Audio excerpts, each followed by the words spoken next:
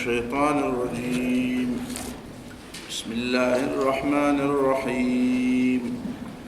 اليوم أحل لكم الطيبات وطعام الذين أوتوا الكتاب حل لكم وطعامكم حل لهم والمحصنات من المؤمنات والمحصنات من الذين أوتوا الكتاب من قبلكم إذا آتيتموهن أجورهن محسنين غير مسافحين ولا متخذي أخدان ومن يكفر بالإيمان فقد حبط عمله وهو في الآخرة من الخاسرين.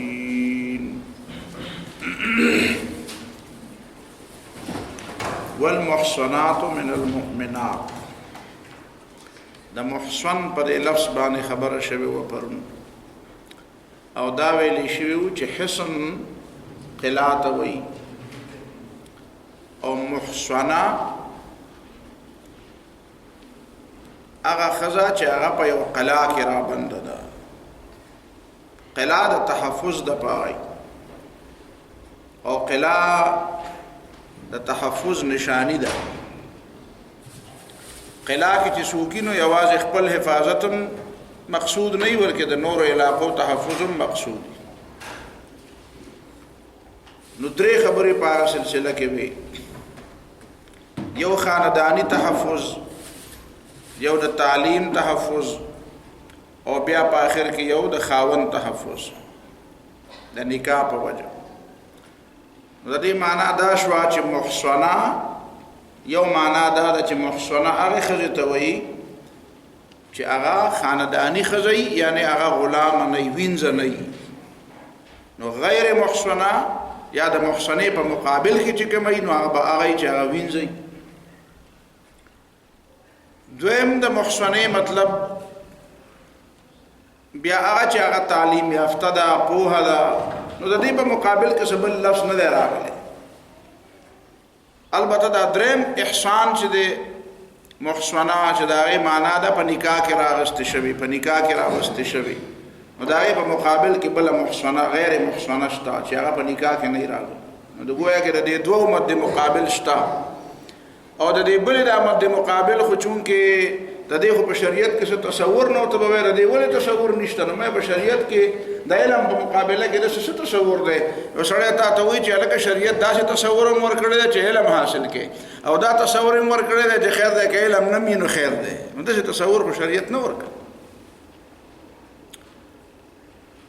یو بل تحفظ هم زنانو ته حاصل دی او هغه تحفظ د هغې فطري حیا ده. حیا فطري حیا خو د هغې تعلق د احسان سره شته او نشته. دا یو قسم له احسان دی، دا یو قسم له قلا ده. خو د هغې زیاته تذکره نه کي.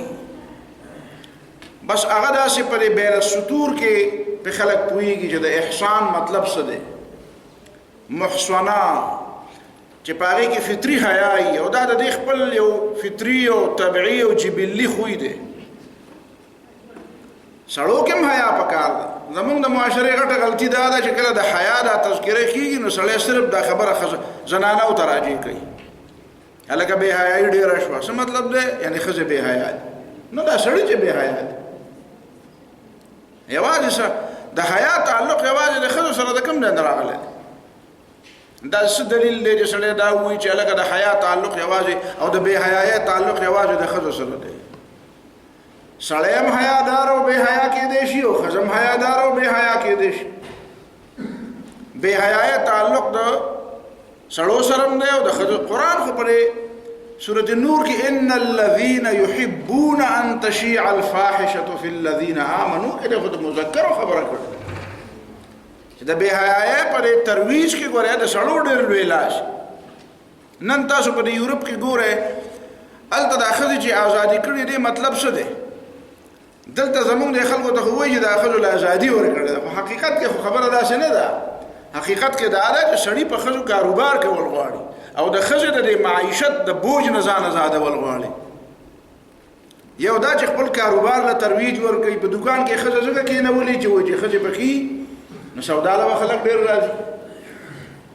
که ضرورت نه وي نو هسې به نو چې هسې دوکان ته راځي او تاویږي را تاویږي خو بدې به ښکاري څه شی خو به والي کم از کم څه بانه مانه خو به خلک کوي نو څه خو به والي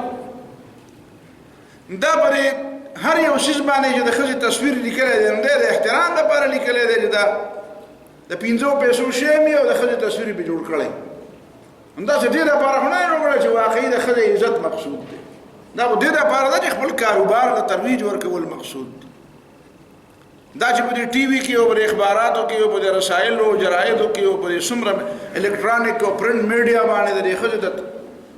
نو دا د کاروبار حصه ده کاروبار او دویم تصور دا دی چې چونکې هلته ماده پرستي ده ماده پرستي نو هلته سړی وایي چې زه ولې د ښځې بوج په ځان باندې معلوم په خپله دوه خپې لري او لاس خپې هم لري او تعلیم هم کولی شي او نوکري هم کولی شي نو کوي دی که نو ما باندې سره بوج راولي ځان له دې ګټي او ځان له دې بیا خرڅ کوي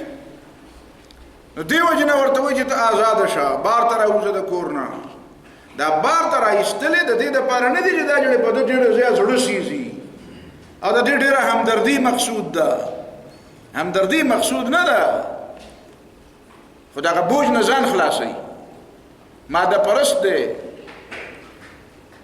او دویم دا چې کاروبار له ترویج ورکول غواړي کاروبار خو به هر حال مقصد مې په دې خبره کې و چې حیا او بې حیایي نو بې حیایي تعلق د سړو سره هم دی او د ښځو سره هم دی البته فطري طور حیا د سړو په نسبت باندې په ښځو کې زیاته فطري طور حیا د سړو په نسبت په ښځو کې زیاته دې کې شک نشته او که ته دلیل غواړې نو دلیل دله داسې دلیل درکړم چې رسول الله صلی الله علیه وسلم په باره کې راځي چې اشد حیاء من العذارى نبی علیہ الصلوۃ والسلام د جنکو د پیغلو جنکو نه زیات حیادار رسول الله نو دا تشبیهات ولې وکړه بیبي نه سره من العذراء فی خدرها نو دا ځکه چې حیا چې دا د هغه وجود په زنانو کې د نارینهو په نسبت زیات دی زیات دا فطري طور باندې په دې کې ډېر زیات دی دی وایي رسول الله صلی الله علیه وسلم د شدت حیا تشبیه د یو بل سړي سره ور نه کړه بلکې د ښځې سره تشبیه ورکړه چې د هغې نه هم پکې ډېره زیاته حیا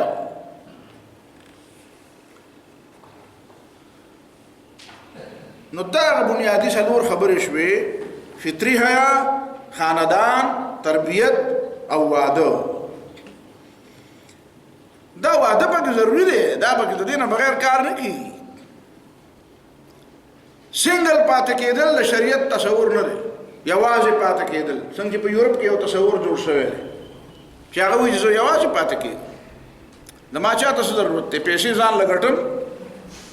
او د ما چاته ضرورت نشته نو یوازې پاتې کېدل چې دي نو دا د شریعت په نسبت باندې ټیک نه دي تاسو ته ما مثال ویلې مو پروس کال مې کېدی شي چې تاسو ته ویلې چې برطانیه کې یو ځل داسې په خواتینو په حقوقو باندې ما خبره کوله نو آخر کې تقریر خلاص شو نو هغه ځای نه یو جنۍ پاسېد نو هغه وایي چې تا خو چې د اسلام کومې خبرې د حیا متعلق او د اسلام کې د ښځې د احترام متعلق وکړي نو دا خو هلو چې ښځه یا ښځه او یا موري او زه نه ښځه جوړېدل غواړم او نه مور جوړېدل غواړم نو زما لپاره په اسلام کې څه دي نو په ځای د دې چې ما ورته ویلې ستا دپاره په اسلام کې هېڅ نشته نو ما هغې نه یې تپوس وکړو ما به دا راته ووایه چې دا ستا چې کوم تصور دی چې نه ښځه جوړېدل غواړم او نه مور جوړېدل غواړم چې دا تصور ستا د مور وې او هغه نه ښځه جوړه شوې وې او نه مور جوړه شوې وې نو ته به دلته نن ولاړه وې وې نه نو دا ته چې نن دلته ودرېدې او دا خبرې کوې نو دا ښه شو که بده شو وې دا ښه وشو ستا د مور ښه وکړو که بده یې وکړو چې ښځه هم جوړه شوه مور هم جوړه شوه د هغې په نتیجه کې نن ته دلته ودرېږې وې دا خو زما مور ښه کار نو مې دا ښه کار ته ولې نه کوې چې کله ستا د اغستو موقع وه نو تا د مور او پلار نه او د معاشرې نه خپل حق واغست خو چې کله د معاشرې ته د قرض او د فرض د ادایګۍ وخت راغی نو ته اوس انکار کوې نو دا خو د فرض او د قرض نه تېښته ده وی نه بس زه چا غلطه کړې وم خطا کړې وم زه خپله خبره واپس هلم نو اسلام کې دا تصور نشته چې ښځه به ځان له اوسېږي.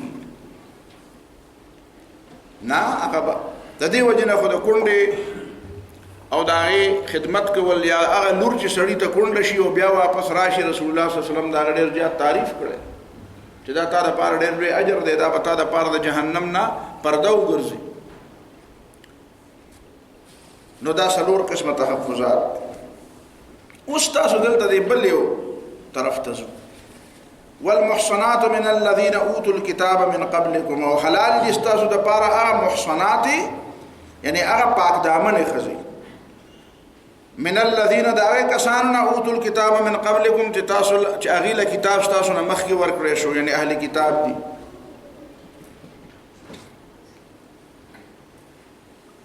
نو هغې کې خدا اذا آتیتموهن اجورهن دو شرطونه پکې دي. یو دا چې مهر به وله ورکې، او دویم دا چې ګورې محسنین غیر مصافحین. محسنین په نکاح کې به راوستونکي یې، نکاح به کوئ، دوستانه او تعلقات نه دي. محسنین چې تاسو هغې په احسان هغې په قلا کې رابندونکي یې، هغې سره نکاح کوونکي یې. او غیر مصافحین چې تاسو آزاد شهوترانی کوونکي نه یې، آزاد تعلقات قائمونکي نه یې. او کله کله خو آزاد تعلقات نه وي خو ولا متخذي اخدان، پټې یارانې او پټې دوستانې کوونکي هم نه یې. اول د دریو الفاظو په مطلب ځان پوهول دي. د محسنین په مطلب خو تا ته پته ولګېده چې احسان مطلب دی چې دا په قلا کې رابنده کړه. چې قلا کې دا رابنده وي نو د دشمن نظر به پرې نه لګي، دشمن به د دې د حاصلولو کوشش نشي کولی، ځکه قلا کې وي. نو ښځه چې یو ځل له خاوند په نکاح کې راغله، بس هغه د نورو خلکو نه بیا ممنوع شو، بنده شو. رشته او دغه په خپل ځای دي، خو بل سړی به د هغې په باره کې څه تصورات او څه تمه او څه امیدونه نه لري. بد دا یو سړي قلا ځان له جوړه کړه، د هغه قلا ده. او که ته هغه سره هغه قلا کې څه نقب کول غواړي او یا څه دراندازي کول غواړي، نو بیا ته جنګ وایي. بیا دویمه خبره دا ده چې غیر مصافحین، دې معنا دا ده چې نکاح نه وي نو بیا به صفح نه، صفاح چې څه ته وایي، بې حیایي به. او دا هغې بې حیایي په نتیجه کې به بیا بې پلاره اولاد هم را پیدا کېږي، او د بې پلاره اولادونو به یو جم غفیر به لکه په یورپ کې تاسو ګورئ.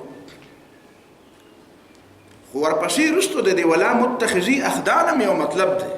ته به وایې چې غیر مصافحین شو، خو مطلب دا چې یارانې شوې خو نتیجه یې دغه شوه که نه. نه دې کې دلته یو بله اهمه نقطه ده. هغه نقطه دا ده چې عملاً هم داسې ده او د خلکو په تصور کې هم داسې ده. پخوا نه د جاهلیت د خلکو په تصور کې هم داسې وه، اوس هم تصور کې داسې ده چې د سړي او د ښځې هغه تعلق چې هغه په زنا باندې منتج شي، نو دا خو حرام او ګناه ده او غلط کار دی او دا خو نه دی په کار. خو دا خبره چې هر تعلق دی په زنا منتج کېږي، نو وایي دا ضروري نه ده. کله کله د سړي تعلق وي او هغه تعلق کې صرف هسې یو بل سره ګپ شپې مطلبي او تعلقات مطلبي، نور د هغې نه اخوا دا قیسې میسې هغه نه هغه یو غواړي او نه دا بله غواړي. نو خلک وایي چې دې کې به څه ګناه نه وي، نو دا به څه غلط کار نه وي.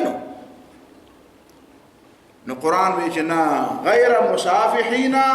د نکاح نه علاوه هغه تعلق هم حرام دی چې هغه په زنا منتج شي او د هغې په نتیجه کې زنا ته خبره ورسېږي. او که یو څوک یو جوړه یو څه خلک هلک او جنۍ یا سړی او ښځه داسې چې هغې ځان باندې دا قطعا لازم کړي چې نه ګورې د موخ نور هېڅ موخ یو بل له ګوتې هم نه دي وروړي، د لرې لرې نه د فاصلې نه یو بل سره خبرې کوو، خو به هر حال تعلقات هم دي. نو قرآن وایي چې نه، ولا متخذي اخدان، دا پټ تعلقات دي که دا خو ته د چا په مخ کې د دې تذکره نه کوې. او که یورپ معاشره داسې ده چې په هغې کې د دې تذکره کېږي، خو موږ د اسلام خبره کوو، موږ د اسلام خبره کوو، ته خو مسلمان یې، دا احکام خو د مسلمانانو دپاره دي. نو ولا متخذي اخدان.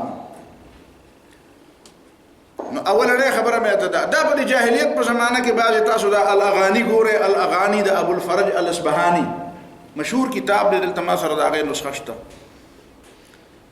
نو هغې کې د پخوانۍ زمانې ډېر یو شاعر دی او هغه وایي چې زما د فلانکۍ ښځې سره تعلق و او دا و، او سوا د دین زدا الله په نوم باندې قسم خورم چې نه مال چرته ګوتی راوړي دی نو ولا ما چرته ګوتی وروړي. او په یورپ کې هم داسې خلک شته موجوده زمانه کې بالته می دلته په مسلمانانو ملکونو کې به می داسې مثالونه به موجود دي چې دوه کسانو د یو بل سره تعلق دی او یو بل له ګوتی قدر تم نه دی وروړي. نو آیا دا په غلط او خراب دي ته تعلقات نه ویل کېږي؟ دا به شریعت په نسبت باندې ممنوع نه وي، دا به شریعت په نسبت باندې ممنوع دي. شریعت د دین ټولنه اولنې خبره دا کړې چې نکاح او د نکاح نه علاوه چې باقي کم تعلق دی نو هغه اصل تعلق دی او هغه تعلق د خطرناک حدود ته رسیدلی دی. دا دواړه تعلقات حرام دي او ممنوع دي. او دار اسلام یو بل زنده معجزه ده، زنده معجزه. د جاهلیت په زمانه کې هم خلکو یو خبره کوله، وې دا تعلق چې دا په نکاح باندې کمزوري کیږي. خو بیا په اسلام کې یو بل خبره رااله، بیا د مسلمانانو یو بل متل جوړ کو. هغه دا وی چې د دوه تعلقدارانو لپاره د نکاح نه بهترینه صورت بل نشته. ظاهره خبره ده چې اسلام راغی خو بیا متلونه د اسلام تابع شو. نو جاهلیت په زمانه کې به خلکو دا خبره کوله، اوس په دې موجوده جاهلیت کې هم دا خبره کوي. حقیقت دا دی چې دا کم تعلقات د نکاح د تړلو نه مخکې کم جوړیږي، دا بیا د نکاح د تړلو نه بعد اکثر رواني، اکثریت داسې الا بالله داسې به پیښیږي چې اټکي. خو تاسو سروې وکړئ چې کم تعلق د نکاح نه مخکې کم تعلقات دي، هغه تعلقات بیا د نکاح نه بعد هغه شان نه پاتې کېږي. د هغې وجه دا ده چې هر یو فریق هغه بل فریق ته خپل مثبت پهلوګان نه ښیي، منفي پهلوګان ورته ښیي. دا څوک چاته وایي چې د ما کې دا خطا خویونه دي او په ما کې دا کمزوري دي، هغه وخت خو هغه جذباتي ماحول کې هغه غواړي دا چې هغه یو بل ته هغه مثبت پهلوګان را مخې ته کړي. نو چې مثبت پهلوګان را مخې ته کړي، ډېر تصور په یو دنیا کې اوسېږي، ځان له تصور یو دنیا جوړه کړي. بیا چې کله خبره عملي ژوند ته راورسي نو بیا خو ظاهره خبره ده چې عملي ژوند ته چې راورسېږي نو بس بیا خو پکې هغه مثبت او منفي دواړه په انسان کې خو دواړه څیزونه شته. نو بیا هغه وایي، هغه یو فریق هم وایي چې دا خو مخکې ما ته پته نه وه چې پتا کې دا خوی هم دی، او هغه بل ورته وایي چې خو ما ته هم دا پته نه وه چې پتا کې دا خوی دی. نو بیا وایي چې یاره مونږ خو په دې شرط باندې دا تعلق جوړ کړی و چې دا شل به پکې نه وي، اوس خو پکې دا قصې هم راغلې. نو ورو ورو خبره روانېږي اخر مکمله ختمه شي.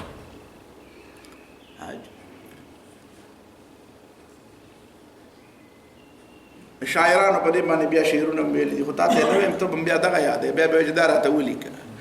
خبره باندې پوه شو. وہی اب ہاتھ بھی چلانے لگی ہے زباں کے ساتھ، منکوہ بن گئی تو خطرناک ہو گئی. وہ ابتداء عشق میں تھی پیکرے حیا، ابتدا کې خو بالکل ځان داسې برګ دواړه طرف نه، خو چې وروستو بیا پوه شو چې خبره اوس په بندن راغې نو بیا هغه ټولې خبرې راښکاره شي. نو بیا خلک وایي دا پکې د کوم ځای نه راغلی. اسلام معجزه ده، د اسلام زنده معجزه هغه دا ده چې اسلام د تعلق او د مودت او د محبت قائل دی او د رحمت قائل دی، خو د نکاح نه بعد. ظاهره خبره د اسلام د نکاح نه مخکې د تعلقاتو نه دی قائل. د اسلام د نکاح نه مخکې د تعلقات، اسلام د نکاح نه بعد د دوو داسې کسانو تعلق چې د سره د یو بل د خوی بوی نه دي خبر، د سره د یو بل نه ژوند معاشرت کې یو بل سره اړو یو ځای پاتې شوي نه دي، ډېر پهلوګانې د یو بل نه هغه مخفي پاتې شوي دي او مخفي دي، یو بل ته اړو پته نشته چې د په دې معامله کې څه خوی دی. خو اسلام وایي چې دا معجزه ده د الله تعالی. ومن آیاته ان خلق لكم من انفسكم ازواجا لتسكنوا اليها وجعل بينكم موده ورحمه ان في ذلك لآيات لأولي الالباب. وجعل بينكم موده ورحمه، د نکاح نه بعد او د واده نه بعد د یو بل سره مودت او د رحمت دا تعلق، دا د اسلام زنده معجزه ده. په یورپ کې دا د نکاح نه مخکې تعلقات چې دي دا د هغوی شعار دی، د هغوی طریقه ده، او نکاح ته پکې کله ضرورت رام نشي، ټول عمر بغیر نکاح نه اوسېږي. د مخکې ورځو کې زموږ یو شاګرد دی هلته، نو هغه یو امریکنی مسلمانه کړې ده په تعلقات، نو بیا څه تپوسونه به د مانم کول. نو هغه هلک نه ما تپوس وکړو دا څنګه مسلمانه شوه څنګه ده بیا خبرې کېدې پته ولګېده د هغې لوی بچي دي. نو ما چې واده شوی دی چې نه واده نشته خو بچي شته. نو کله کله واده ته اوس هغه خو مسلمانه شوه مخکې نه پوهېده اوس پوه شو. نو هلته دا قیسې نیسي واده ته به کومه ده واده نه پس خو بیا ډېرې مسلې را پیدا بیا ذمهداري نه تښتي. اسلام چې دی دا اصول دي د اسلام دا په هر ځای کې اپلای کېږي چې الخراج بالزمان الغنم بالغرم چې فایده اخلي نو نقصان ته به تیارېږي چې ګټه اخلي نو ذمهدارۍ ته به تیارېږي چې فایدې اخلي نو ذمهدارۍ ته به سر نیسي به. او دغه ترجمه ده ان مع العسر یسرا ده عام طور باندې علما ده ان مع العسر یسرا ترجمه عجیبه غونډه کوي جو نه پوهېږي ان مع العسر یسرا او ترجمه کې مطلب بیانې چې د سختي پسې راته راځي. نو مع خو د پسې معنا نه ده ما خو د ورسره معنا او دا د ان د پاره د یسرا اسم دی. تا خو دا په نحو میر کې ویل دي کدي کې ژوندې به را بشي د په کتاب نحو میر چې ان څه غواړي حروف مشبعه بالفعل اسم منصوب او خبر مرفوع غواړي.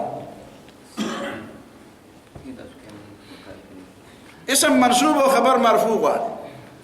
نو ترکیب څنګه دی؟ ترکیب دا دی چې ان مع العسر یسرا معنا دا ده چې ان یسرا مع العسر یسرا نکره ده نکره کله کله د تقلیل لپاره راځي. نو ان یسرا په دې عقیده وساته چې ګورې لږه غوندې اساني چې غواړي لږه غوندې معمولي غوندې اساني او فایده هم غواړي نو ګورې مع العسر هغه د سختۍ سره تړلې ده. دا نشته دلته مزې به چې صرف اساني به غواړم او سختۍ به نورې تېروي. زموږ یو ملګری او مشر وفات شوی دی الله دې وبخي هغه به شان دی لالا وایي او نړۍ دی عبدالله وایي. یو سړی به څه کوي هغه به محنت کوي او بل سړی به څه کوي. نو دا مطلب نه دی چې ته به څه کوې محنت به نه کوې او د محنت نه به او د مشکل نه به ځان طرف ته کوې او ویې به چې نه اسانۍ ټولې ماته نو قرآن درته وایي چې ګوره دوه ځلې درته وایي چې ان مع العسر یسرا ان مع العسر یسرا په دې ځان پوه کړه چې ان یسرا مع العسر لږه اساني چې کومه ده که نه دا هم د سختۍ سره تړلې ده دا هم د مشکل سره تړلې ده. نو الغنم بالغنم داسې د واده معاملات چې په دې کې چې کوم څه سرورات او څه خوشحالۍ او څه دي هغه ګوره د ذمهدارو سره تړلې دي د ذمهدارو سره تړلې دي. که اولاد دی نو د هغې ذمهداري بیا په پلار ده ټیک ده ابتدا کې خو ډېر تکلیف د مور دی خو بیا وروسته ذمهدارۍ بیا د پلار هم دي او تر اخره پورې نسبت یې ځکه پلار ته کېږي چې هغه ته وایي چې ستا بچی دی که نه ته به د خدمتونه کوې ته به د خیال ساتې دا به کوې دا نو دا دویمه خبره ذهن کې وساتئ. یو درېیمه نقطه دلته په دې خبرو کې بیا ذهن کې کېنوئ هغه دا ده چې دا آیتونه چې مصافحین او متخذي اخدان دا آیاتونه په قرآن مجید کې درې ځای راغلي. یو ځای دا دی او د دې ځای کې صيغې د مذکر دي غیر مصافحین ولا متخذي اخدان او دوه ځای دا په سورۃ النساء کې راغلي دی چې پای کې یو ځای تعلق د نارینه‌و سره دی او بل ځای تعلق د زنانه‌و سره.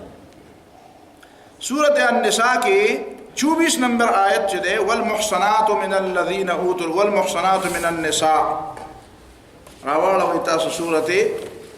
النساء دا دی ان الله كان غفورا رحيما. نو دې پسې سوي والمحصنات من النساء الا ما ملكت ايمانكم كتاب الله عليكم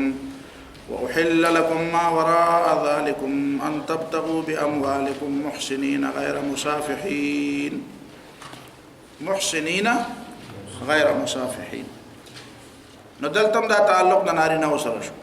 مذکر صيغه رستو ورپسې بیا سوي ورپسې آیت نمبر 25 کې ورپسې آیت ګوره ومن لم يستطع منكم طولا ان ينكح المحصنات المؤمنات فمما ملكت ايمانكم من فتياتكم المؤمنات والله اعلم بايمانكم بعضكم من بعض فانكحوهن بإذن أهلهن وآتوهن أجورهن بالمعروف محصنات غير مصافحات ولا متخذات أخدان. الته خبره د زنانو نو په ټول قران مجید کې د دې تعبیرات دوا زینه د نارینه سره تعلق لرونکي شو او یو د زنانو سره د دې وجه څه ده او دې کې سلم دی او څه حکمت دی او څه راز دی نو دې راز توکي دې ځای کې چې کوم قران ویل دي چې محسنین غیر مصافحین ولا متخذی اخدان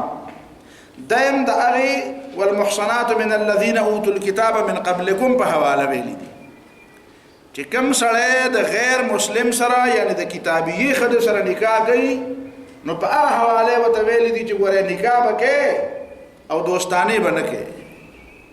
ٹھیک شو دلته په دې سیاق سبق د کتابی خد سره تعلق ساتي نو هغه تعلق به د نکاح او د دوستانو بنئ دینه مخکې د سورۃ النساء کې چې ویل دي د سړو د پاره نو اغم الا ما ملكت ايمانكم كتاب الله عليكم واحل لكم ما وراء ذلكم ان تبتغوا باموالكم محسنين غير مسافحين نو دلته احل لكم ما وراء ذلكم د دینه علاوه چې تاسو د پاره سجایز دي نو په هغه سلسله کې مطلب دا دی چې د سړي د پاره د نکاح دوه صورتونه دي یو د نکاح صورت ده د مؤمنه مسلمانې خدای سره نو په هغه حواله مرتوي چې ګوره نکاح وکړي او غیر مصافحین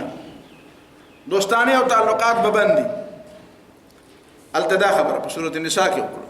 ورپسې په سورۃ مائده کې دا وی چې ګوره د اهل کتابو د خدای سره چې نکاح کې د کتابی سره نو دا د نکاح د تعلق یوازې د هغه سره نه چې حرایری آزاد خزه او دغه سره نکاح کې نو صرف نکاح کول پکاره او دوستانه بنئ بلکې د کتابی سره چې نکاح کول غواړي نو هغه هم نکاح کې او دوستانه او تعلقات ور پکې موجود نه نو دا تعلق چې د دې سړي د طرف نه د دواړو زینو سره غیر مصافحین محسنین او غیر مصافحین خو په دې کې بیا په دې سورته النساء کې بیا ورپسې آیت کې چې ومن لم يستطع منكم طولا ان ينكح المحصنات المؤمنات چې کوم سړی په تاسو کې طاقت نه لري چې دا محصنات سره نکاح وکي نو فمما ملكت ايمانكم بیا دې چا سره نکاح وکي د وینځو سره دي او فانكحوهن باذنهن واتوهن اجورهن بالمعروف محصنات غير مصافحات چې هغه محصنات یو مصافحات او متخذات اخدان بنئ نو محصنات خو صيغه د اسم مفعول شو لیکن مصافحات او متخذات خو د اسم فاعل صيغه ده اره معنا دا چې دا صفحه او دا دوستانه دا تعلق په داوی د طرف نه پرې مخینو دوه زینو کې د نارینه د طرف نه ده او دلته د بیا د زنانه د طرف نه ده دا شوکو چې دا کتابیات دي دې سیاق سبق کې ما ته د دې اشارو نه مطلب دا ده چې قران ته په دې خبره باندې پوي چې دا د محسن دا تصور چې دی چې یو دا چې دا په خاندان کې پیدایي بل دا چې دا په تعلیم او په تربيت باندې د دې تربيت شوی دریم دا چې په دې کې دا فطري حیا چې کومه دا سلورم دا چې دا ټوله خبرې چې دي دا د یو خاص معاشرت سره تعلق ساتي نو د مسلمانانو چې کوم معاشرت دی هغه په دې سلورو طریقو په دې اصول باندې برابري نو د زنانه او تربيت او د نارینه او تربيت په دې اصول باندې کی پاتې شو غیر مسلم معاشره کتابیه کومه د وینځه کومه یو ده چې د دشمن سره جنگ وکي او راشي دې معنا دا چې دا هغه ځای تربيت دی غسته ده دا خپل ماحول تربيت غسته ده دا آزادۍ هغه تربيت غسته ده نو دلته دا تعلق یوازې د سړي د طرف نه نه ده بلکې دا تعلق د خځې د طرف نه ده سړی وغواړي خو بل طرف ته د خځه وغواړي د دې معنا دا شو چې الله تعالی په دې آیاتونو کې د مسلمانانو د زنانو د طرف نه د څه خبره ونه کړه چې څنګه یو سړی د خځې سره تعلق او دوستی جوړول غواړي نو په دې کې به د مسلمان خځم صدا شکرداري او هغه هم دا غواړي دا خبره کې وکړم د صرف د کتابیاتو په اړه کې وکړه تاسو په دې خبره ما پوهیږئ چې څه ویل غواړم دا خبره صرف د کتابیات مبارکه وکړه دا څنګه چې هغه کتابیات چې په جنگ کې وینځي جوړې شوې دي او راغلي دي او ستاسو معاشره کې اوسېږي نو د هغه اوټان او د هغه تربیت او د هغه نشونما هغه په دغه معاشره کې شوی دی چې هغه آزاد معاشره ده نو په آزاد معاشره کې چې د کومې ښځې تربیت شوی او د کومې ښځې نشونما شوی نو هغه نشونما او د هغه د تربیت یو حساب ادم ده چې هغه په تعلقات ساتل غواړي د سړو سره تعلقات به ساتل غواړي سره دا زمونږ د دې خلک چې کله یورپ ته لاړ شي کنه نو بیا دا هغه د سړو نه متاثر او د ښځو نه متاثر پوهیږي په خبره په صفاتونه بیا نه مړیږي نو دا هغه وجه دار چې هغه د هغه د معاشره حصہ ده ازادي ده او ازادي سره سړی هم آزاد دی دغه خبره زمونږ د دې موجوده نظام تعلیم خاصم ده تاسو به حیران شئ په دې موجوده زمانہ کې چې کوم خلک آزادانه طور داوی د کور ماحول هم داسې آزادي او بچیم په داسې آزادو کالجونو یونیورسيټو کې داوی سبق وي نو هغه ته چې کله د اسلام د تربیت څخه خبره راشي کنه خلک له نو کله داسې وشي ما په سوزه یو کې دا نور کړو یو خاص زینم نالم خو ما ته سوزه له داسې مثالونه مخې دراله چې پلار یا مور راشي او په کالج کې به استادانو ته وایي چې دا ما دلته د دین د پاره نه را لېږلې دا لورو دا ما د دین د سبق د پاره تاسو درانه مولا جوړ کړي تاسو درانه عالم جوړ کړي او قران او حدیث ما دا فلان کې درا لېږلې دا دې سبق لا میرا لېږلې میډیکل لا میرا غلې انجینیرینګ لا میرا لېږلې دا لمانه او دا چې تاسو د شمه ته وایي چې دا به بوخره په سره او دا به مخ پټي نو دا به سبا له بیا دې سره نه دا موږ د دې لپاره د کالجونو ته را لېګو چې دې کې بالکانم سبق وي او دې به یو بل سره نو ځان له د مستقبل د ژوند لپاره به ځان له یو نقشه جوړه دا موږ دې لپاره را لېګو هغه به بیا تاسو کوي بیا دا چې داس برګ او بیا په کور کې څوک پریدي نن سبا دا خبره څوک کوي مسلمانان دا خبره کوي انته هم هغه وجه د چې تاسو ما وی چې قران دا ته د اشاره کړې و چې دا قسمه تصور د زنانو مبارکي چې اغویر په خپل از خود مسافه غیر مصافحات ولا چې یاد مصافحات او یاد متخذات اخدانی دا تصور د مغرب د معاشري او د غیر اسلامي معاشري حصہ خدا د اسلام د معاشري حصہ نه ده دا دوه درې خبره ذهن کې دي بیا ورپسې ګوره ومن يكفر بالایمان فقد حبط عمله اوس دې ته وګوره ومن يكفر بالایمان دې کوم دا اشاره ده دا غته ما چې څنګه وی چې دا مصافحین او متخذي اخدان او مصافحات او متخذات اخدان دا د مسلمانانو د معاشري طریقه نه ده نو قران وایي چې ومن يكفر بالایمان چې یو طرف ته یې مؤمن او کارونه د کفر کوي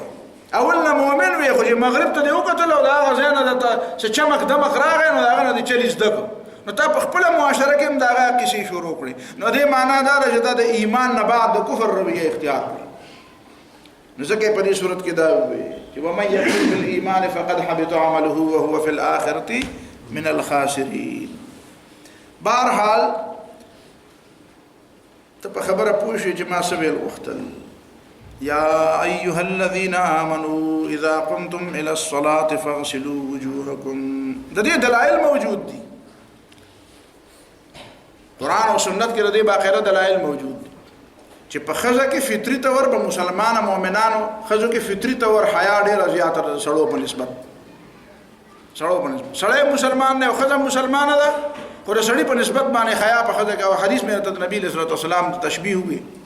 او حدیث الغار ته علم دی حدیث الغار چې هغه درې کسه په غار کې بن شوي نو پای کې هغه یو کس وي چې هغه خو مطالبه کړې وکنه چې ما سره د بے حیايي وشي خدای نه انکار سړی ونه که سړی خو پیسې ورکولې او سړی خو دې ته آماده خو سړی د دې ګناه نه چې بچ شنو د چا په وجه بچ ځکه چې خزه انکار وکړو د خدای نه خدای ډېر زیاته وېریده ځکه چې حیا په هغه کې ډېر زیاته دا زموږ په معاشره کې خلکو مشوره کړې ده نو دا ځکه د پدې زور لګوما چې زموږ په معاشره کې د خلکو په ذهن کې دا ده چې نه بے حیايي په خزه کې ډېر زیاته دا د اسلام د تعلیماتو خلاف ها په هغه خزه کې په معاشره بے حیايي زیاته چې په خزه په غلطه معاشره ته غلطه معاشره له تولې ورکې غلط ماحول له تولې لګي دا وستا غلطي ده بیا دا رسول الله صلی الله علیه وسلم چې بیعت اغسته کړه د خزونه پرې فتح مکه په موقع باندې نبی علیہ الصلوۃ والسلام ناستو حضرت عمر رضی الله تعالی عنہ به یو کس راوستو خزی به راوستو مخامخ بیات بیا نو په دې کې هندم رااله هندا هغه جګر خوار چې د حضرت حمزه رضی الله تعالی عنہ سینې سیرلې و دا ینا وسګي ول چې چلی و وړلې په ولکه یاړه ول راړه توي کړل دومره د حسین نو هغه رااله مسلمان شو رضی الله تعالی عنها بس رااله مسلمان شو نو چراله نو اول نقاب واستو پټو پته نه لګیدا چې پته نه لګیدا نو حضرت عمر رضی الله تعالی عنہ ورته سورۃ ممتحنه آیاتونه او توی کنه وایا اذا جاءك المؤمنات يبايعنك على الله يشركن بالله شيئا وایا شرک باندې کوي بالکل باندې کو اوس پورې کو بس اوس اراده کړل نه کو غلا باندې کوي حاجی نه بکو ولا يزنين زنا باندې کوي دا وتوي دا هنده وي او تزني الحره خا ودش خزمم لا يجي د مور او پلار او خاندان به یو ابم لا زنا کوي دا هغه ته تعجب ښکار شو هغه د جاهلیت زمانہ په تیر شوی په جاهلیت کې څومره کلک و دا خبره چې ښا او تزن الحره دا کې دیش یو خزه آزاد خزه مینځه بنئ او پلار مور به معلومه او هغه بس کوي جناب حضرت عمر ته نو بد ته ویم چې نه بکې به خاله نه بکو نو بیا ورته چې خوایا ولا يقتلن اولادهن بچی باندې وجنه نو هغه وته وی ما خو وجلی ندی ما قتلناه من خو مخکم ندی وجلی ولكن ربيناهم صغارا فقتلتموهم كبارا فانتم وهم اعلم مونږ ډېر په مینه تربیت کړو او چې لوی شو تاسو علم نکړو فانتم وهم اعلم نه پدې به تاسو پوهیږئ او هغه به پوهیږي مونږ خو بچی ندی وجلی د دې یو زوی په جنگ بدر کې وجل شوی د چا د هندي یو زوی په جنگ بدر کې وجل شوی روري وجل شوی نو ډېر خلک وجل شوی نو دا هنده چې دا نو دا نو حضرت عمر رضی الله عنه پوه شو ته سو کې وې زه هنده مو ښا نو بعد حضرت عمر له نو دا سي د دې خبر نه خوان واغست نو دونه یو خندل چې په شا پرې وته تاسو به د دې د خوان نه خبر دا خوان پکې سو ځکه دا مرحلونه حضرت عمر تیر شوی مطلب د حضرت عمر رضی الله عنه دا و چې زمو خو د وسه پورې دا خیالو چې مونږ له دې له خړلې خو دې معنا دا چې مونږ هم له خړلې یو دې مونږ نه له خړلې اوس په پوه شوي چې پته ولګی دا چې زموږ د خیال چې مونږ د کلی نه ایستلیو په مونږ باندې حمله کړې دي ټیک شو مونږ سره ظلمونه کړی په مکه کې هم را سره کړی دي او دغه هم را سره بیا نو زموږ د اوسه پورې دا خیال چې مونږ له پوښ کړي په پته ولګی دا چې مونږ هم ولله پوښ کړي نو په دې وجه ډېر زیات خوشاله شه حضرت عمر رسول الله صلی الله علیه وسلم په مخ کې او خاندل نو دا دلایل دي د خبره بیا د دینه بعد په غلطه معاشره کې د یو خزه اوټان په آزاد معاشره کې چې کوم خزه را پیدا شي او راوچت شي او داغي تعلیم او تربیت شي داغي صورت حالي نو هغه صورت حال به بیا رسته صورت یوسف کې بیا وې صورت یوسف پای باندې بهترین انداز کې رڼا چولې چلته پته ولګي چې د مصر چې کوم معاشره وا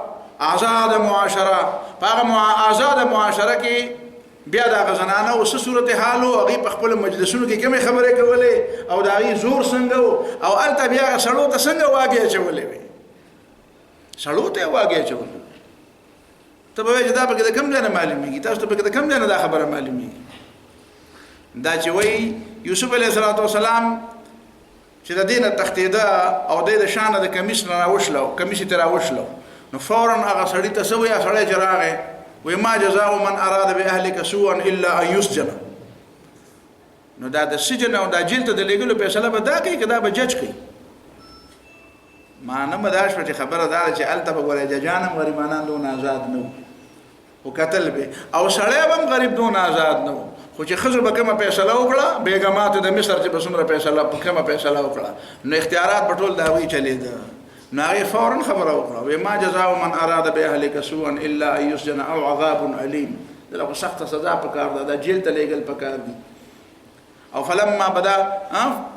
بدا لهم ثم بدا لهم من بعد ما راوا الايات لا يسجننه نسلوم وی چې بس مخکینه خبره چې د بیګم د خلینه خطلې و چې ما سمره ټیک ده نه دا آزاده معاشره ده. مطلب مې په دې کې دا دی، په دې ځای کې مې دا خبره دې دپاره وکړه چې دا د زنانو د تربیت دا نظام چې نه یو داسې آزاده معاشره، نو دا آزاده معاشرې کې به بیا ښځه به آزاده خو ته به بندې، ته به بندې بیا به ستا اختیارات نه وي. نو اسلام دې ته وایي چې نه د دغه په مقابله کې دا بله معاشره ده، بله دې موږ ته وایي چې هلکه دا ستاسو د مسلمانانو معاشره چې کومه ده دا د سړي د حکومت معاشره ده، میل ډامینیشن سوسایټي ورته وایي چې سړی پکې څه دی، دا پکې ډامینیټ دی، دی پکې بالاتر دی، مرد بالاتر، د مرد د بالاترۍ معاشره، یا پکې پلار بالاتر دی او یا پکې خاوند بالاتر دی او یا پکې رور بالاتر دی. نو ما دا کمپیر کړه د هغې معاشرې سره چې په کوم کې بیا ښځه بالاتره ده. داسې معاشره خو به ته پیدا نه کړې چې بیا به ایکولي، بیا داسې معاشره خو نه وي، داسې معاشره خو کېدی نه شي، ځکه دا خو دوه مقابل قوتونه دي، بیا یو قوت خامخا بل قوت نه ځان اوچتول غواړي. نو اسلام دا معاشره خوښه کړې ده چې نه. او د بالاترۍ معنا هغه نه ده چې هغه کومه بالاتري بیا ته ویته، اسلام دغه د بالاتري نه وایي چې ظلم به کوي، فساد به کوي، دا به کوي، دا به کوي، نه، خو ورته وایي د خدای پاک تاسو د دواړو نه د پاسه دی، د الله تعالی حق به د ټولو نه زیات ساته او د الله تعالی نه ویرېږئ. يا أيها الذين آمنوا إذا قمتم إلى الصلاة فاغسلوا وجوهكم وأيديكم إلى المرافق وامسحوا برؤوسكم وأرجلكم إلى الكعبين. دا اوس یو حکم دی، ځکه چې مخکې خو احکام راغلي د هغې تفصیلات دي. بیا اذا قمتم الى الصلاة فاغسلوا وجوهكم، چې کله مانځه ته پاسئ نو مخ به وینځئ. نو دلته دوه درې خبرې ذهن کې ساتل غواړي. امر د وجوب دپاره دی، نو چې کله مانځه ته پاسئ نو ما فاغسلوا وجوهکم اودس به کوئ. حالانکه همیشه دپاره چې مانځه ته سړی پاسي نو د اودس کول ضروري نه دي. په دې خو اتفاق دی د علماو چې اودس دې نه وي نو اودس به کوې، او چې اودس دي نو د فاغسلو امر خو بیا د وجوب دپاره څنګه شو؟ که ته وایې چې نه امر د استحباب دپاره دی، نو ما چې اودس دې نه وي نو بیا به م اودس مستحبي، او که ته وایې چې د وجوب دپاره هم دی او د استحباب دپاره هم دی، نو بیا به څنګه چلي؟ بیا خو به جمع راځي. نو دا د حقیقت او د مجاز امر به یا په وجوب کې حقیقتي او یا به په استحباب کې حقیقتي. نو ته خو حنفي ځان ته وایې، نو حنفیان خو وایي چې هغه لکه جمع بین الحقیقت والمجاز ټیک نه ده، او که بل څوک وایي چې ټیک ده زه حنفي نه یم، نو زه به ورته وایم چې خیر دی ټیک ده، خو دلیل به راته وایې چې په څه دلیل ټیک ده جمع بین الحقیقت والمجاز. نو د دې خبرې نه د وتو دپاره خلکو ځان طریقه جوړه کړه چې څنګه به تې وځو. نو یو طریقه دا ده چې اذا قمتم الى الصلاة وانتم محدثون، دا پکې شپې ته یې ولګوه. شپې ته خو پېژنې که خبره برابره شي، چې کټ هغه چون لقېږي که نه، نو چې شپې ته پکې ټک بیا نه لقېږي. نو خبرې د ټیک کولو دپاره ورسره دا ولګوه چې تاسو څه یې بې اودسه یې. دویمه ورسره دا ولګوه چې نه بې اودسه یې، نو نه بس وکړئ، خو استحبابا. دا د حافظ ابن جریر طبری توجیحات، نورم پکې توجیحات شته. اصل خبره د دې په ځای دا ده چې فاغسلو دا امر دی، امر راځي د پاره د طلب د فعل، امر حقیقت دی په طلب د فعل. دا خبره چې طلب د فعل په ضمن د وجوب کې که طلب د فعل په ضمن د استحباب کې، دا رستنی خبره. نو آیا دا فاغسلو امر دی او امر راځي د پاره د طلب د فعل. نو مسله دا شوه چې اذا قمتم الى الصلاة، چې کله پاسئ مانځه ته نو فاغسلو، نو بیا درنه مطلوبه دا ده چې اودس وکړئ. اوس هغه مطلوبه په کومه درجه کې ده؟ نو د هغې تفصیلات دلته نشته، هغه په احادیثو کې ثابت دي چې هغه امر دا طلب د فعل، دا فعل مطلوب دی په درجه د وجوب کې چې کله سړی صحیح بیا اودس کوي، او دا فعل مطلوب دی په درجه د استحباب کې چې کله سړی په اودس کوي. او رسول الله صلی الله علیه وسلم فرمایي حدیث کې شته چې وضو علی الوضو چې دی دا نور دی، بل دا چې وضو علی الوضو په دې کې 10 حسنات لس نیکۍ پکې اضافي سړي ته ملاوي دي. سعید ابن مسیب یو قول د تفسیر ابن جریر نقل کړی هغه وایي چې دا اسی زیاتی کار دی چې سړی اودس یو بیا مودس کوي، خدا دا غل علمي ده. دغه حدیث نه بنو خبر، حدیث کې دا راغلی دی چې نبی له صلوات و سلام دا فرمایلی دي چې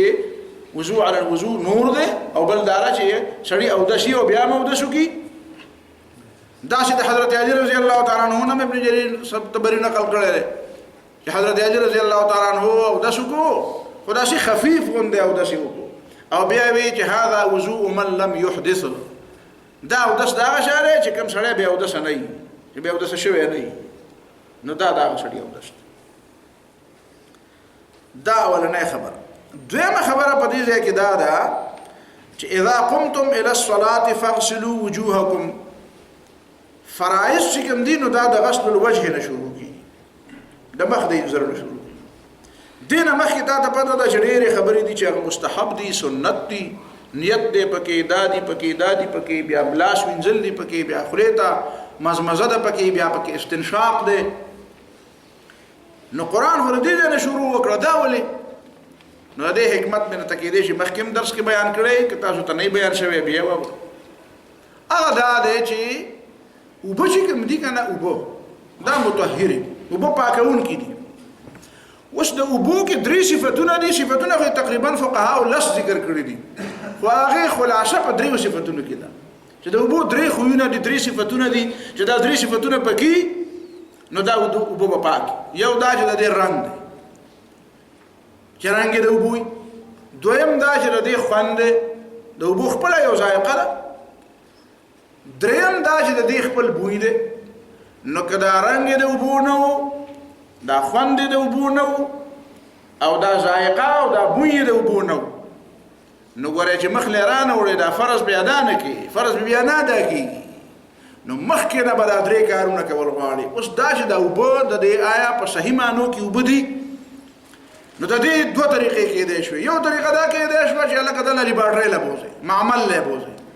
نو هر سړی به د مانځه په وخت کې لوټه راغستي او په لیباټرو باندې به قطار ولاړي چې هلکه دا ما سره چې کومې اوبه دي زه پې اودس کوم، نو دی کې دا 3 واړه خویونه برابر دي که نه دي برابر. نو دا کار خو ډېر زیات ګران په هر کلي کې 20 لیباټرۍ په کار وي، او دا خو د غټ کاروبار، او بیا د منځونو په ځای د خلکو کاروبار جوړېده. نو بیا به خلکو ویلی چې ګوره ورته شریعت خلکو له کاروبار جوړ کړو، منځونه نه دي خو مطلب. نو اسلام دا خبره وړه چې نه، دا هر مسلمان چې دی که نه د ده په دې عقیده باندې الله تعالی راضي دی چې دا مسلمان دی، دا مؤمن دی، د ده د نیت هم الله ته معلوم دی، د ده د عقیده هم ورته معلومه ده، د ده په د علم باندې هم الله تعالی بروسه او اعتماد کوي، د ده په اخلاص هم الله تعالی بروسه او اعتماد کوي. چې هلکه ته چې اودس کوې په دې اوبو باندې، نو تا ول په دې لاس کې د اوبه راواړه، د لاسو کې واړه، نو اوبه ګورې ورته، نو تا ته به پته ولګي چې هلکه رنګ یې د اوبو دی که نه دی. نو بیا چې لاس رنګ یې د اوبو شي، نو بیا به پکې یو خوی بل پاتې شي، نو بیا به د خولې ته راواړې، نو په دې ژبه به ته پته ولګي چې یاره څه بل خوند خو پکې نشته چېرته. نو چې ژبه هم ټیسټ کړي، نو د 2 لیباټرۍ نه هم دا ووتې، نو بیا به دې پوزې ته ور واچوې، نو 3 لیباټرۍ به هم ته راپورټ ورکړي چې هلکه د دې خو بوی هم داسې څه بدبویي پکې نشته. نو د 3 لیباټرو نه شی ووتو، دې معنا دا ده چې هلکه دا د استعمال قابل دي. نو بس مخ انځل فرض دي، نو به د فرض ابتدا پې وکړه دې کې دا. نو دې نه پته ولګېده چې اسلام ولې د علم دین دی، د علم اسلام ده. او هغه علم دپاره چې کومې لارې منتخب کړي دي، او لارې یې کومې خپلې، نو هغه ګوره فطري لارې دي، هغه چې غیر فطري لارې نه دي، غیر فطري لارې نه دي. بد د هر سړي علم دی چې د ده علم دا وایي چې دا اوبه پاکې دي، او که نه اوبه به پوښي، هلته به مولي صاحب ولاړ او د یو سړی به اودس کوي، خپلې اوبه به ورله راوړي چې مولي صاحب ته یې بوی که، او مولي صاحب به بیا د کومې مرتبې مولي صاحب وي، د هغه نه به غټ مولي صاحب په علاقه کې بل موجود وي، نو ټول به یې په هغه پسې ولوړي. نه نه نه، دې مطلب دا دی چې هر یو مؤمن او هر مسلمان ته دا اجتهاد داسې دی چې په دې کې هر مسلمان، دا مې ته ځکه ووایي چې په دې باندې یو بحث روان دی په دې موجوده زمانه کې. په دې موجوده زمانه کې څو کلونه وشو، خو یو بحث روان دی په اهل علم کې، هغه د مقاصد الشریعه بحث دی. مقاصد الشریعه، مقاصد الشریعه باندې خو د ټولو نه اولنی بنیادی بحث دی د امام غزالی رحمه الله استاد دی، امام الحرمین الجوینی نو هغه په دې باندې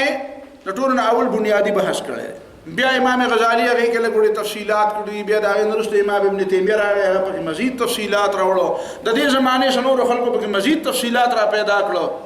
اوس په دې موجوده زمانہ کې په بعض خلکو په اردو کې هم لیکل شروع کړو.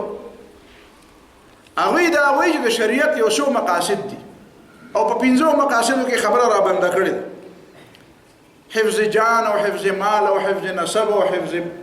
عقل او حفظ نسل. دا څلور 15 خبرې دي چې دا وایي د شریعت مقاصد دي. نو د اسلام دا تمام احکام د دینه تابع را تابع. نو دا خبره خو ټیک ده، لیکن په دې لحاظ سره د خبرې کې نقصان را پیدا شو چې خلکو هغه د قرآن او د سنت او د اجماع دلایل په ځای پرېښودو او صرف د مقاصد الشریعه نه دلایل جوړ شو.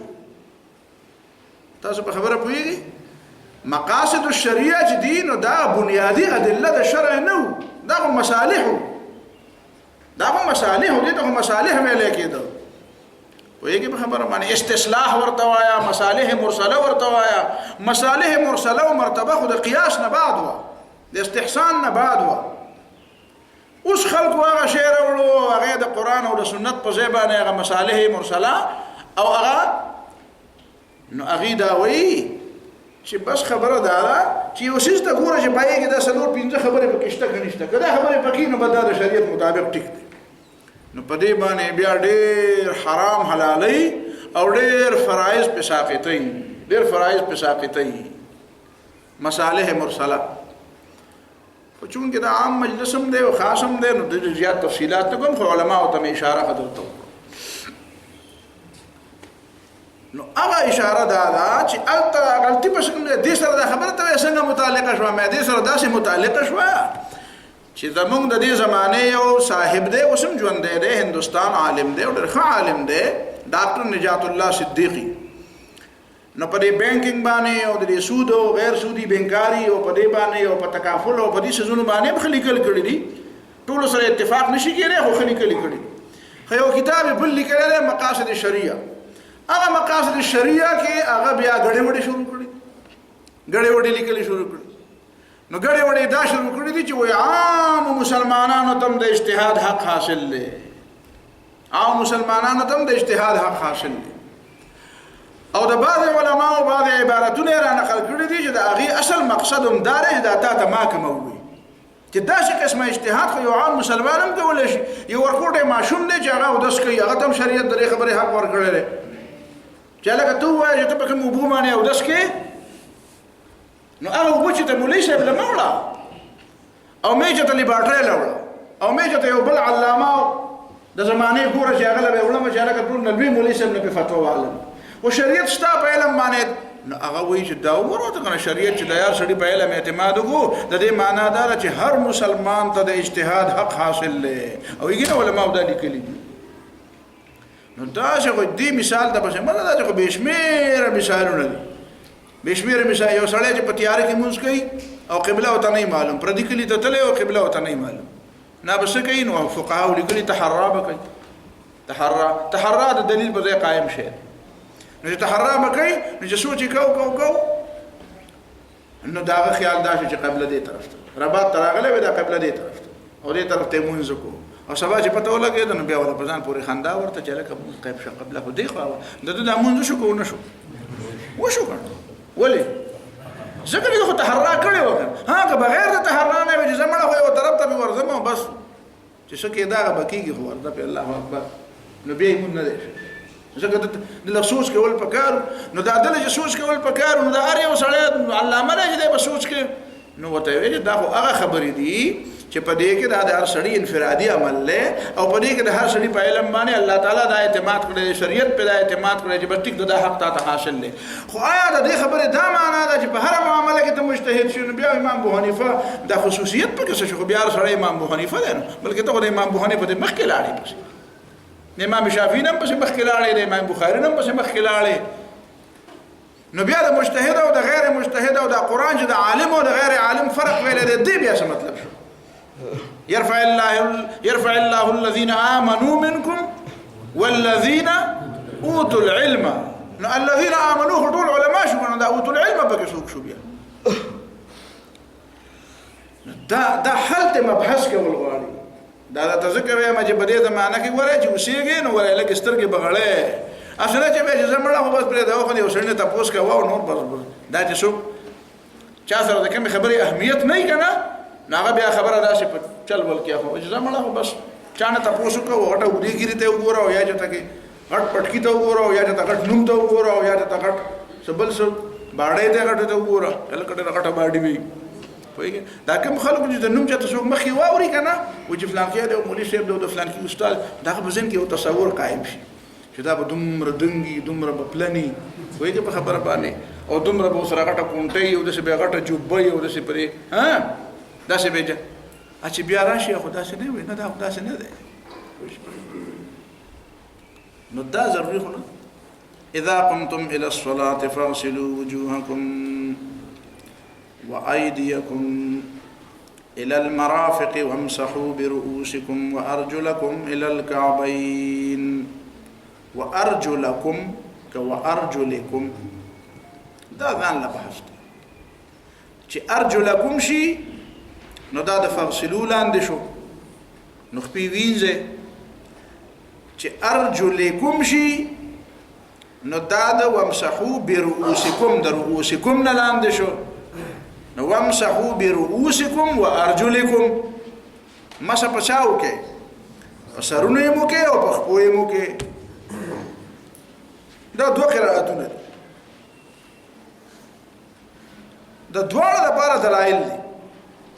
وامسحوا برؤوسكم دا ختم شو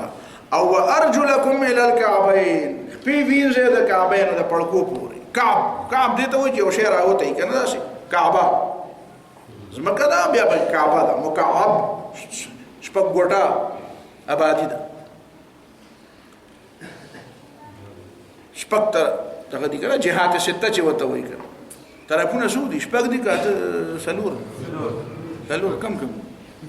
او براو کته زجزه براو کته ده بقى خي او قصة شمال او جنوب او مشرق او مغرب بقى يسامي او فوق او تحت بقى نه يسامي فوق او تحت بقى نزكى وتكعب ويخا احاديث کے رسول الله صلى الله عليه وسلم اکثریت پدې باندې دي اکثریت احادیث ويل للعقاب من النار مشهور حدیث دی چې خلکو خپین زلوي خو په دې پوندو کې لګځي وچ پات نو نبی له صلوات والسلام ویل للعقاب من النار حضرت عمر رضی الله تعالی عنہ یو سړی ولیدو چې هغه په خپو کې لګونه زي وچ پات او چې وته وکتل ویلا شاو د سم کو د مونږ دې بیرته وکړه دغه شک نشته بشمیر احادیث په دې کې دي چې د خپو وظیفه چې کومه ده نو دا وینځل دي خپې د وینځلو لپاره البته چې د خپو باندې جرابي یا په خپو باندې موزي کته د جرابو قائل نه نو هغه خبره جدا ده خو موزي خو بقائل نو چې د موزي قائل څوک دی د ما په نسبت باندې به د جرابي هم قائل بیا او کني قائل خدای چې خپل خو خدای اختلافي مسله خدای دې نه خو انکار نه کوي نو بیا خدای هغه مسح وظیفه بیا مسح ده خو آیا چې نه موزي او نه جرابي او تشخ پی نو دا بیا وینځل پکار دي کدا بیا په دې مسح پکار نو د اهل سنت والجماعت چې تمام مسالک څومره دي اهل سنت والجماعت نو دا د دې د انزلو قائل دي او اهل تشيع روافض دي نو هغه د دې د څه قائل دي د مشه قائل دي هغه وایي چې خپل وینځلو د پاره نه خپل مشه د پاره خو زه په دې حیرانم چې د شریف الرزي چې کوم کتاب دی دا مشهور د شیعاګانو دا نهج البلاغه الشريف الرزي باغه کې حضرت علي رضی الله تعالی عنہ نه د نبی له صلوات و سلام نه د او دس کومه طریقه نقل نو باغه کې اوسم موجوده ده چې حضرت علي رضی الله تعالی عنہ وایي چې نبی له صلوات و سلام راته چې خپې وینځه نه پای کې د خپل وینځلو تذکرہ ده نو نهج البلاغه چې ته نو کم از کم اهل تشیع له پکار ده په خپل کتاب باندې عمل وکړي کنه چې پای کتاب کې د حضرت علي رضی الله تعالی عنہ نه د خپې وظیفه ثابته ده وینځل ثابت دي مثلا دا وینځل ثابت دا رنګ د امام جعفر صادق نه او د باز نور اهل بیت او د اهل علم چې دي چې د اهل بیت نه علاوه موږ د بل چا روایت نه منو کنه اهل تشیع حضرات وایي چې مونږ د نبی له صلوات والسلام هغه حدیث به منو چې کوم د اهل بیتونو نقل لې نو ما د اهل بیتونو هم پکې دا د خپل وظیفه ثابته ده وینځل ثابت او په نهج البلاغه خو ستا په نسبت باندې اهم کتاب خبره دار چې سړی دا وایي چې ارجلکم او ارجلکم دوه قراءتونه دي چې دوه قراءتونه دي نو دوه قراءتونه مطلب دوه مستقل حکمونه دي نو ارجلکم هم ټیک دی او ارجلکم هم ټیک دی خو ارجلکم چې وظیفه غسل شي وینځل شي نو د معنا دا ده چې جرابې یا موزې د پخپو نه دي او ارجلکم چې وظیفه څه شي مسح شي نو د معنا دا ده چې ستاسو پخپو دي موزې د پخپو دي او په موضوع باندې مسح د اهل سنت والجماعت په شرایطو کې شامل ده ونرى المسح على الخفين د اهل سنت والجماعت په عقایدو کې چې کوم د اهل سنت جماعت چې کوم اصول دي طحاوی راواله نور کتابونه د عقایدو راواله چې ګوري نه پای کې بدایي چې ونرى المسح على الخفين کوم سړی چې په موضوع د مسح قائل نه دی نو دا د اهل سنت والجماعت نه دی نو بیا دا مطلب شو اوس دې لراځو چې وارجلکم الى الكعبين كفرض کداشي چې وامسحوا برؤوسكم وارجلكم الى الكعبين دغه چې کوم عبارت ویلې ده امام ابن جرير طبري نو هغه دلته دا عبارت لږ مغلق ونته کړي او خلکو دا عبارت باندې والله عالم چې ځان د پویولو کوشش نه کړي ځکه چې کوشش خو بکې چې یو ځل په پوی نشي نو بیا وي چې بیا په پوی نشي نو بیا وي چې یو ځل په بیا کې د بیا سبا لا بیا را پاسه کني او د سوته تازه کا کني درود وته وایا د خدای نه مدد غواړه سو دعا په یو ځل خو نه کیږي کنه علامه اقبال چې وی چې نالی دی و تقدیر هما نست کی بودست نالا دګراموس وی ما ته وی چې خدای ته جوړه چې مسلې د حل شنو تا ما ته وی چې هم جوړل خو حل نشو نو اوس به ته څه وی چې حل نشو هغه اقبال ته وی زره ته چې په بل طریقه وجاړه مخې راشي کول وسمه چغي بس خو جاړه د جاړه انداز ته بدلوه خو جاړه پرې ده مو نالا دګراموس چې یو ځل په خبره پوه نشوي خو بیا به راشه چې بیا به پوه نشوي نو بیا به راشه نو دی وجنه چې دا خبره خلک نه دی پوه شوي او مخکینه نه هم یو خبره په ذهن کې شته بیا ورسره د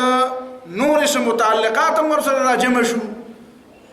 نو امام ابن جرير طبري بیچاره او غریب دومره زیات مظلوم شو چې خلکو په د شیعیت الزام ولګاو لکه یو دا غیر ادا زه دي عبارت ما راوړل خو تاسو ته ټول عبارت وې منو تاسو بوایي چې دا خو دې په مطلب پویو چې دا عبارت مطلب څه دی امام ابن جرير طبري د اهل سنت والجماعت امام دی دا کتاب تفسیر ابن جرير طبري جامع البيان عن تعويل آي القرآن محمد بن جرير الطبري 310 ہجری کی وفات دی تفسیر ده التفاسیر ده التفاسیر ده ټول تفسیرونو بنیاد ده حافظ ابن کثیر او داغه بعد امام ابن خزیمه چې څومره لوی خلق دغه بعد تیر شوی دي امام زاهبی رحمه الله په تعریف نه مړیږي نو باز یو کس نیم داسې په حنابلو کې داسې تیر شوی دي چې هغه د مبارک ویل دي چې دا صحیح سره نه او هغه د ضد په بنیاد ویل دي او داغي بنیادی وجه راخاره شو چې اصل وجه سوا اصل وجه امام ابن خزیمه راخاره کړه چې حافظ ابن جرير طبري محمد ابن جرير طبري د ویلو چې امام احمد ابن حنبل چې دی محدث دی او فقيه نه دی امام احمد ابن حنبل چې دی محدث خو دی او فقيه نه دی نو بدا خبره شو چې بیا حنابلة ولا صبر له چې ښا تاسو امام ته وی چې دا فقيه نه دی نو راشه شروع نو به سوچ کو چې په د باندې وسیل الزام لګو نو په هغه زمانه کې د شیعتوب د الزام ډیره چرچا و چې شیعتوب الزام به بچاو لګید نو بس بیا کار خراب نو د دین دا معلومه کړه چې یو دوه زینه د په کتابونو کې داسې دي چې دا غیر دا معلومیږي چې د شیعتوب تلغونه مایل شیعتوب تلغونه مایل نو بد باندې د شیعیت الزام ولګو دون الزام په ولګو چې حتی کې بیا د چې وفات شو نو بیا مسلمانانو په خپل قبرستان کې نه پرې خو نو د په خپل کور کې خخ دی امام ابن جرير الطبري دا په مسلمانانو په قبرستان کې ودان نه پرې علماء د خلاف خبرې کړې او د امام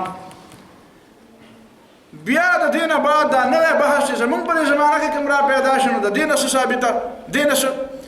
دینه دا شو چې مولانا مودودي رحمه الله په خلافت ملوکیت کې د امام ابن جرير طبري د تفسیرونو نه حواله ورکړي او د تاریخ نه حواله ورکړي د امام ابن جرير طبري تاریخ هم نه تاریخ طبري او د تفسیر کتاب هم ده نو د دې تاریخ طبري نه مولانا مودودي حواله ورکړي چې حواله ورکړي نو دا غزل بیا د مولانا مودودي مخالفینو دا سوچ کو چې ګور ورته کنه ابن جرير خوشیه ده ابن جرير طبري خوشیه ده او دا لګیار د شیعاګانو د کتابونو حواله ورکړي نو دا عام مسلمانانو خو بدا خبره عجیبه لګي چې الله دا واقعي د شیعاګانو د کتابونو مولانا مودودي حواله ورکړي نو بدا خو بدا جوړ دی به جوړ شي نو او دې ته بنګوري چې د امام حافظ عماد الدین ابن کثیر چې ابن کثیر په ټوله دنیا کې خلق امام د اهل سنت والجماعت غني او د استاد امام ابن تیمیه چې حنبلی هم دی ابن کثیر هم حنبلی دی هغه په خپل د امام ابن جرير طبري قائل دی یعنی په دې وجه باندې په امام ابن تیمیه رحمه الله په دې شیعتوب په اړه کې ورته ډیر زیات حساس دی چې پچا کې د شیعتوب د مولانا مودودي خبره چې پچا کې د شیعتوب لغونی بوی مې کنه نه امام ابن تیمیه په لټکر نه کوي پریدینه د کوره پورز غلای خدای باوجود امام ابن تیمیه رحمه الله حافظ امام دغه ته محمد ابن جرير طبري ته د مسلمانانو امام وي شیخ الاسلام ورته وي او د مسلمانانو امام ورته وي حافظ ابن کثیر ورته د مسلمانانو امام وي امام زهبي په زمانه کې څوک مولا او سالم نومو قصاص سلمان نومو سنومو سلمان نومو غالبا هغه په دمانه په زمانه کې الزام لګونو بیا امام زهبي رحمه الله چې کوم عبارت ویلې نو هغه عبارت درته سليماني یو کسو هغه عبارت وجدا سليماني چې کوم خبره کړې ده د ابن جرير طبري شیعه ده نو امام زهبي وی وهذا رجم بالظن الكاذب دا شي په یادو غشي ولي دروغ وي دروغ جنې تش د ګمان نه لګي بل ابن جرير من كبار ائمه الاسلام المعتمدين دا د اسلام د غلوي ائمه یو امام دی چې په کوم باندې مسلمانان اعتماد کوي او ما ندعي تبوي چې اعتماد وکړو دنه غلطي مشوي ده نو یا غلطي مش ماره یوازي ځکه چې پیغمبر نو وما ندعي عصمته من الخطا من خدا داونه نه کړی چې د معصوم عن الخطا دی غلطیانه به شي خو د دې باوجود امام دی د مسلمانانو ته وسره امامت د مسلمانانو امامت مرتبه تر شي نو له برخه چې غلطي به نه کیږي غلطي خو به کیږي خاص پیغمبر خو نه دی ولا يحل لنا ان نؤذيه بالباطل والهوى د خواهشات او د غلطو خبرو په بنیاد باندې موږ هغه ته تکلیف ورکو او داغه معذرت داغه مقام ختمو فانك او دا بل وجوي وي کته چې په هغه زمانه کې په خلکو فتوی لګولې وي نو خیر دی هغه زمانه خبره ولا یو زمانه عالم په بل زمانه په خپل زمانه په عالم فتوا لګي چې داغه عزت نه برداشت کوي دا حسد خو پکینو دا خبره خو پکینو دا په انسانانو کې خدا مسلې ودا معنا مخکلال فإن كلام العلماء بعضهم على بعض في بعض لا ينبغي أن يتأتى فيه ولا سيما في إمام كبير دا بنش پیش کیا دا مقابل امام نووي رحمه الله مشهور عالم دی او هغه وایي چې د مجتهدم دی او صاحب د مذهب مستقل دی او که خامخا نور تفصيلات ګوري نو مولانا مودودي رحمه الله په خلافت ملوکیت کې دا تفصيلات ټول راجمع کړی دي نو دا وګورئ چې چا د په اړه کې څه ویلي دا وسګور ورته ابن جرير طبري जिनकी जलालत बक़द्र जलालत क़द्र बहैसियत मुफस्सिर मुहद्दिस फ़क़ीह और मुअर्रिख़ मुसल्लम है इल्म और तक़वा दोनों के लिहाज से इनका मर्तबा निहायत बुलंद था इनको क़ज़ा का अहदा पेश किया गया और उन्होंने इनकार कर दिया दीवान और मज़ालिम की सदारत पेश की गई और उसको भी उन्होंने कबूल न किया इमाम इब्न ख़ुज़ैमा इनके मुताल्लिक़ कहते हैं मा आलम अला अदीम अल अर्ज़ आलम मिन इब्न जरीर فزمکه د پاسه راته د ابن جریر نه غټ عالم نه دی معلوم. इस वक्त रोए ज़मीन पर उनसे बड़े किसी आलिम को नहीं जानता. इब्न कसीर कहते हैं कान अहद अइम्मतिल इस्लाम इल्मन व अमलन बिकिताबिल्लाहि व सुन्नति रसूलिही. इब्न हजर कहते हैं मिन किबार अइम्मतिल इस्लाम अल मुअतमदीन, बड़े और काबिल एतमाद अइम्मा इस्लाम में से थे. खतीब बगदादी कहते हैं अहद अइम्मतिल उलमा यहकुमु बिक़ौलिही या युहकमु बिक़ौलिही व युरजअ इला राइही लिमारिफतिही व फज़लिही वक़द जमा मिन अल-उलूम मा लम युशारिकु फी अहद मिन अहल असरिही. दुमरा उलूम रा जमा करियो जे द ज़माने की चाहता दुमरा उलूम न मालूम. इब्न अल-असीर कहते हैं अबू जाफर औसक़ मन नक़ल तारीख़, तारीख़ की चा नकल करे पटूल के रटूल ने बेहतरीन काबिल एतमाद सड़े इब्न जरीर तबरी दे. बियार आगे न बाद इनका मज़हब अहले सुन्नत के मज़ाहिब में शुमार होता. तारीख़ में कौन है जिस पर एतमाद नहीं किया, खुसूसियत के साथ दौर फितना की तारीख़ के मामले में तो मुहक़्क़ीक़ीन उन्हीं की आरा पर ज़ियारत भरोसा करते. जैसे सहाबा कराम व ममाज़ के कम इख्तिलाफ़ात मामलात हो पहले टूर नज़ियात एतमाद खलक पे इब्न जरीर तबरी कही. इब्न अल-असीर अपनी तारीख़ अल-कामिल के मुक़द्दमा में लिखते हैं कि अस्हाब रसूल सल्लल्लाहु अलैहि वसल्लम के मुशाजरात इख्तिलाफ़ात के मामला में मैंने इब्न जरीर तबरी पर एतमाद दूसरे तमाम मुअर्रिख़ीन की मनस्बत ज़्यादा एतमाद किया है. दे वही ना पर नूर खबर के पे एतमाद क्या खुद सहाबों पर मन के जिकम इख्तिलाफ भी पाए कि वो इब्न जरीर तबरी न के. इब्न अल-असीर वही तो टूर नज़ियात एतमाद में बदले के क्योंकि हुआ इमामुल मुत्तक़ीन हुवल इमामुल मुत्क़िन हक़्क़न अल जामिउ इल्मन व सिहत इअतिक़ादिन व सिद्क़न. इब्न कसीर उस दौर की तारीख़ में उन्हीं की तरफ रुजू करते हैं और लिखते हैं कि मैंने शियाई रिवायात से बचते हुए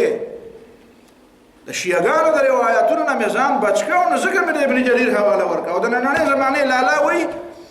दाऊद शियागान इबारतुन मौलाना मौदूदी खुद ज़िक्र देना नकल दा.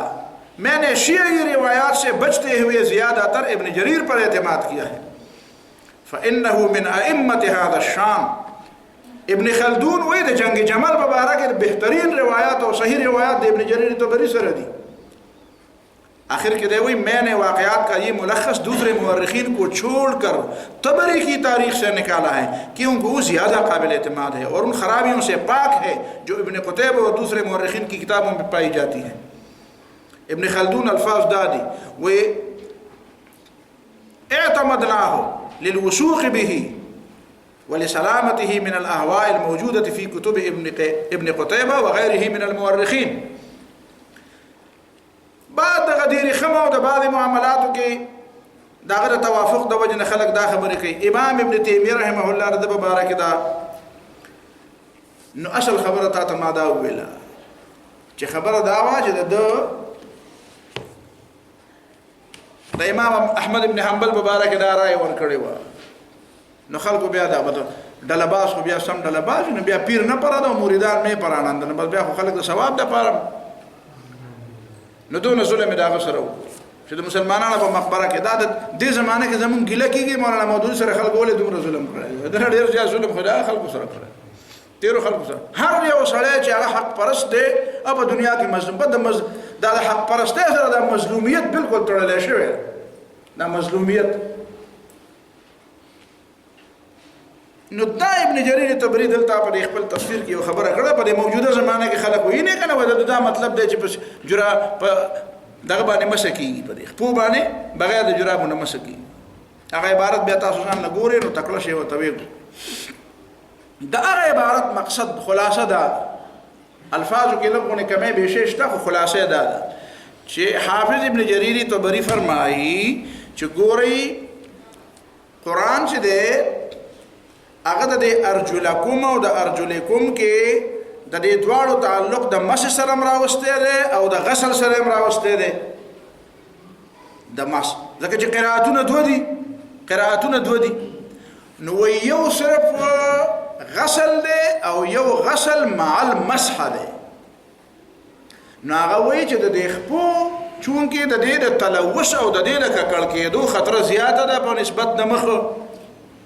पमख माने वो बतू बवाचे पलास बतू बवाचे हुए दाखपीच के मिदी चूंकि दा खावता उसमें की तड़ीर ज़्यादा नज़दीक ची पतार थोड़े रवानी और हमेशा को सड़े کته وای چې همیشه بوټان پخپوي نو ما همیشه بوټان نه پخپو کنه همیشه جرابې نه پخپو کنه چپړې پخپوي کله کله سړی خپل لګر غریبیم کې وشهره کنه تا ته نه دی په خانوس پینګرو نه تاسو کوي د نن 50 کاله مخکې بدل ته څنګه صورتحال بیا به ته پته ولګي چې بوټان به درایات شي نو په هغه زمانه کې په خوا غربت خو نو د دې خپو د ککړېدو خطر زیاته ده نو د امام جرير طبري د عبارت مطلب دا دی چې هغه وی قران ور سره د مسح تعلق مو ګرځولې د خپو سره او د غسل تعلق مو سره ګرځولې وی غسل څه ته وی غسل دی ته وی چې وب په واړه مسح څه ته وی چې لاس ولا وروړي نو وی دا خپې چونکې د دې اهمیت زیات دی نو دې باندې به یوازې په دې نه کافي کیږي چې ته صرف دا وینځې بلکې دا به مګې هم او دلیل ولا دا ویل دي چې تا ته دا پته نشته چې فقها او علما او دا ویل دي چې یو سړی په ډنډ کې سړی او دس کوي او په ډنډ کې صرف بیا خپې ورکی او په ډنډ کې صرف خپې د اغلم دي شو دي پړکو پورې پکې ځان لون کې بیا راوخیږي نو وایي چې علما ولیکلي دي چې دا او دس مکروه شو ولې ځکه چې د خپو باندې ګوت را نخ کله لاس به را نخ کو پته ولګي دا چې فقها او چې ویل دي چې په دې خپو کې ولن خصوص لاس راخل پکار دي نو وې زما د خبره مطلب دا زما په نس د آیت مفهوم دا دی چې دا وامسحوا بارجلکم هم ټیک دی او واغسلوا ارجلکم هم ټیک دی واغسلوا ارجلکم معنی دا ده چې د خپې وینځه یعنی وب په واړه او وامسحوا بارجلکم معنی دا ده چې د انزلونه بعد په لاس راکاږي یوازې په دې نه کېږي چې وب په واړه ولې یا بوبو کې دا خپې دواړه کې خو دی نو داغه د عبارت مطلب دا خو د څه مطلب واغستو نو د په پوی نشو نو بیا ویني وای دا شیعاګانو په شانتي خبره وکړي نو وای دا غره نه دا چې زموږ استادان ویلي چې د شیعه ده په دې زمانه کې مشهور عالم او الله تعالی دی وسبخي او هغه بډان کې چوټ پر لګیاو د زرګونو بیاونو سونو خو به کم اس کم نو دای په مخې وی دې مال د ابن جرير حواله راوړي ابن جرير خوشیه ده یو خبره په بلم ده هغه زمانه کې د ابن جرير محمد ابن جرير په نوم باندې یو بل سړی مو د دې ابن جرير طبري د دې غریب په زمانه کې بل سړی ابن جرير طبري هغه شیو هغه کتاب نه لیکلی خو سړی عمر دې بدل او هغه شیو نو دا هغه ته ډېر مشکل مسله را پیدا کړه لکه دا د نوم دا اشتباه نه نام سره ډېر غټ مشکل را پیدا کوي د نوم دا اشتباه یو سړی ما په نوم باندې یو مولانا دی نو ښتره زموږ دوست دی نو هغه خرڅول هغه ستلم کوي لکه پلاټونه نو دن ماته یو سړی ملاو شو نو ما ته السلام علیکم وعلیکم السلام وای څنګه چل خیر دې مې خیر وای و دې نه پیژندم مې نه وای چې پلاټ روانه خرڅه خو خدای پیژندم دې مې ارکاو پر قسم خبرې دې چې پلاټ روانه خرڅه خو خدای پیژندم اوس مې نه پیژنم ما لکه غړې وړې مو پلاټون ولا نه ما پوه شو نو بیا مې امولي سره مې راسي چلو کوسته دې خبرې سره تاسو سره کولان سره خدای مو مرګره دوست دی دا یې وقفه دا خبره ته ونه سره بیا خفش دا ما خو دوست دی کنه